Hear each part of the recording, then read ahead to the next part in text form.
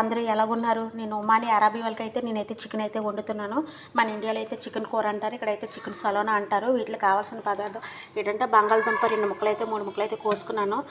పెద్ద పచ్చిమిరపకాయలు అయితే 4 ముక్కలుగా కోసుకున్నాను. ఇంకా అల్లం వెల్లుల్లి పేస్ట్, టమాటా పేస్టు, ఉప్పు, కారము, పసుపు పెట్టుకొని చికెన్ అయితే నేను ఫ్రెష్గా కడిగి పెట్టుకున్నాను.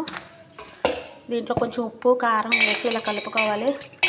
కలుపుకొని పొయ్యి మీద అయితే స్టవ్ పెట్టి నేను వేపుకుంటున్నాను. ఇప్పుడు ఉల్లిపాయ అండ్ పచ్చిమిరపకాయలు అయితే నేను వేపుకుంటున్నాను.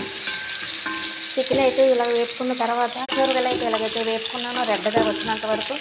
దీంట్లోకి అల్లం వెల్లుల్లి పేస్ట్ వేసాను. వేసి బాగా కలుపుకొని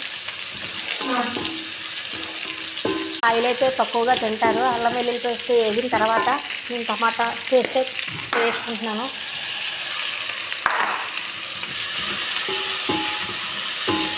అయితే బాగా వేగిన తర్వాత వేపుకున్న చికెన్ అయితే నేను ఇందులో వేసుకుంటున్నాను.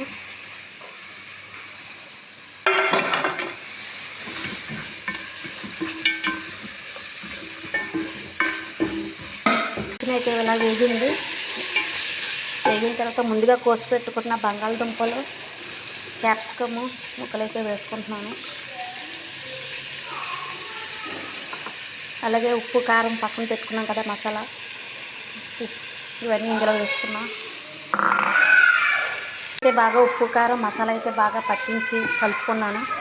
కలిపిన తర్వాత నీళ్ళు వేసుకోండి.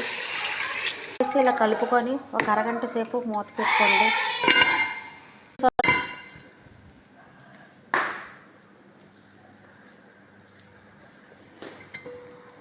చికెన్ సలోనా అయితే రెడీ అయిపోయింది ఫ్రెండ్స్.